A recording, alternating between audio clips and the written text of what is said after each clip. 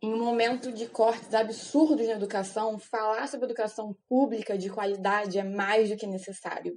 Em um momento onde o Ministério da Educação, o MEC, né, resolve fazer cortes absurdos na educação com a justificativa de balbúrdia, né, quando ele resolve fazer cortes de 30% no orçamento de universidades públicas e de educação básica, onde o presidente Bolsonaro, né, chama manifestantes contra esses cortes idiotas inúteis, onde o próprio presidente do país chama manifestantes de idiotas.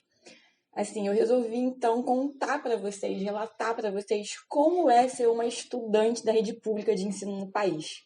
Um breve resumo para a gente começar da minha vida acadêmica. Eu estou na rede pública de ensino no Brasil desde 2010. Em 2010, eu entrei no antigo Cefetec, para quem não conhece, era o Cefet Química, aqui no Rio de Janeiro. E hoje em dia ele mudou de nome, ele é o Instituto Federal de Ciência e Educação do Rio de Janeiro. Acho que é isso, é um nome muito grande.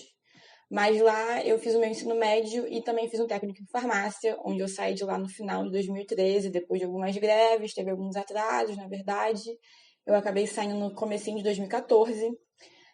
Depois disso, eu entrei na FRJ. Eu fiz um período de farmácia na FRJ. Depois fiz um outro Enem, porque eu não queria farmácia de fato. De 2015 a 2017, eu fiz engenharia de alimentos na faculdade, lá na FRJ. Troquei de curso, não gostei de engenharia, fiz mais um Enem, fiz um quarto Enem. E em 2018 eu entrei em comunicação social, também na FRJ, e é o curso que eu amo e que eu continuo cursando.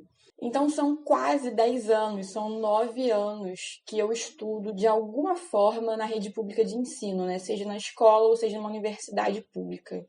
E nesses 10 anos, assim, eu posso falar com toda a certeza para vocês, com todo o meu coração, que eu não seria metade da pessoa que eu sou hoje se não fosse pelo privilégio, pela oportunidade de ter estudado por esses lugares, de ter passado, né, uma grande parte da minha vida dentro de instituições públicas de qualidade. Enquanto eu estudei no FRJ, né, nos 4 anos que eu estudei lá, eu tive oportunidades incríveis, assim, que eu sei que poucas pessoas têm, isso é realmente um privilégio, embora não devesse ser um privilégio. Eu participei de uma pesquisa de iniciação científica que foi premiada num simpósio.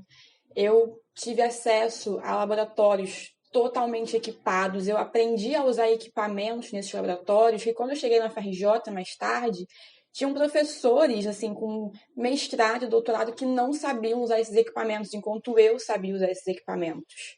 Eu pude visitar a fábrica de medicamentos da Aeronáutica, eu pude visitar a fábrica de cosméticos da Aniele, eu pude visitar a fábrica de cerveja da Itaipava, né? Eu tive acesso assim, a professores com formações, com didáticas incríveis. Então, assim, eu realmente tive acesso a uma educação pública de uma qualidade muito alta. E isso fez toda a diferença na minha formação como pessoa e também como profissional. E embora o objetivo, né, de uma escola técnica seja de fato você aprender sobre a profissão, seja de fato você aprender sobre química, física, botânica, farmácia, lá eu aprendi muito mais do que isso. Eu aprendi sobre autonomia, sobre persistência, sobre parceria. Eu aprendi também a me tornar uma profissional melhor. O nível de educação do IFRJ era tão alto e eu tive assim acesso, né, a aulas com professores tão bons que nas duas primeiras vezes que eu fiz Enem, em 2014 e em 2015, né, quando eu entrei na FRJ, nessas duas primeiras vezes, eu nem precisei fazer pré-vestibular. Eu estudei sozinha e consegui passar em duas universidades super concorridas, super difíceis para entrar, e consegui passar. E não foi só pelo meu mérito, pelo meu esforço, né, pelo meu estudo que eu passei na FRJ, nas 3 vezes que eu passei, eu tive, sim, a ajuda do sistema de cotas, porque além de eu ter estudado em escola pública, né, que é o IFRJ, eu não venho de uma família com grana, eu venho de uma família de classe média baixa, né? Então eu tinha oportunidade, eu tinha o acesso ao sistema de cotas, né? E isso, assim, foi uma oportunidade incrível para mim. A existência do sistema de cotas, muito provavelmente, se não fosse pelo sistema de cotas, eu não estaria onde eu estou hoje, né? Eu não estaria dentro da FRJ, dentro de uma universidade pública que é uma das melhores do país. Eu fui a primeira pessoa da minha família a entrar numa faculdade pública. Isso é motivo de orgulho para mim até hoje e é motivo de orgulho para minha família até hoje, né? A gente sabe que no Brasil, estudar numa universidade pública, você conseguir entrar e passar no vestibular é motivo de orgulho para muita gente.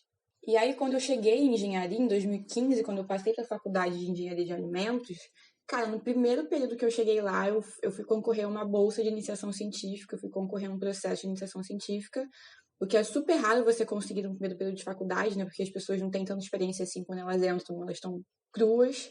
E foi graças à minha experiência no IFRJ, lá na escola técnica, que eu consegui entrar nessa pesquisa. Eu fiquei quase um ano pesquisando sobre, né, sobre o tópico que a gente pesquisava, que no caso era microencapsulação de nutrientes. Então eu fiquei um ano nessa pesquisa, que foi incrível para mim, foi ótimo pro meu currículo, assim, mesmo que eu não tenha continuado em engenharia, se eu tivesse continuado seria maravilhoso pro meu currículo.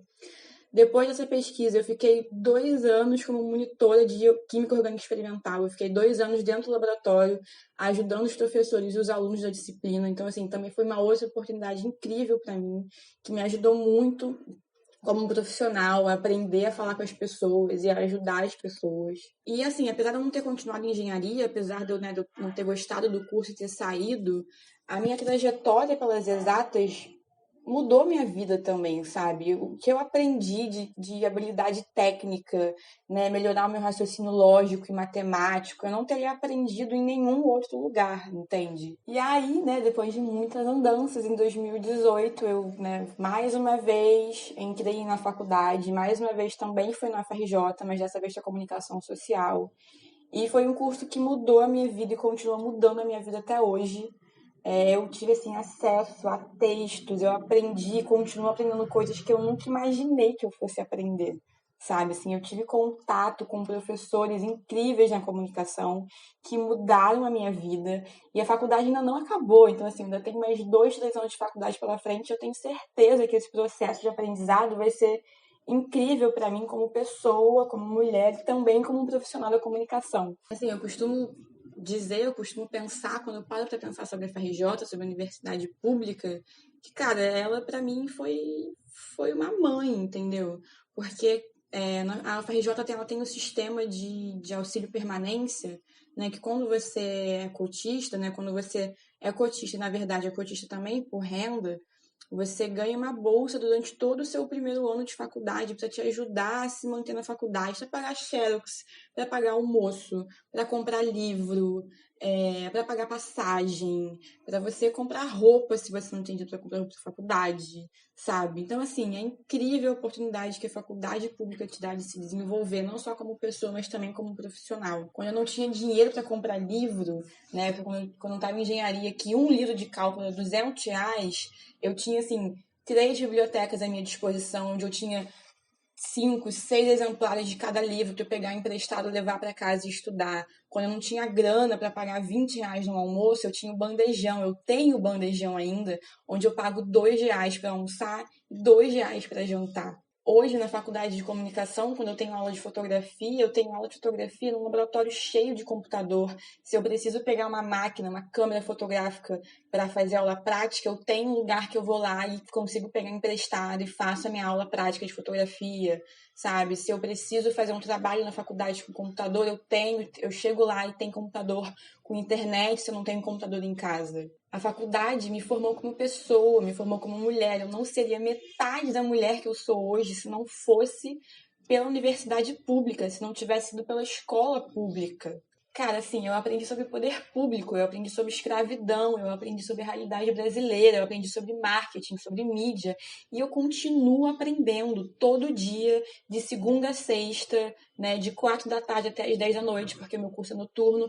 Eu tô lá aprendendo, eu tô lá desenvolvendo de alguma forma alguma habilidade minha, alguma capacidade minha, que em outro lugar eu não teria acesso a esse tipo de informação. Essa é a minha experiência pessoal, mas você pode ter certeza que a minha experiência não é a única. Se você parar para conversar com qualquer estudante de universidade pública, com qualquer estudante de escola pública federal, escolas públicas, né, de qualidade, em excelência de ensino, se você parar para conversar com professores da rede pública, da universidade pública, você vai ver que a minha experiência pessoal não é a única. Educação não é balbúrdia, educação não é bagunça. As escolas e as universidades públicas não formam idiotas inúteis, elas formam profissionais incríveis, seres pensantes, pessoas críticas, pessoas capacitadas a entender o mundo onde a gente vive. As universidades públicas do Brasil produzem mais de 90% das pesquisas.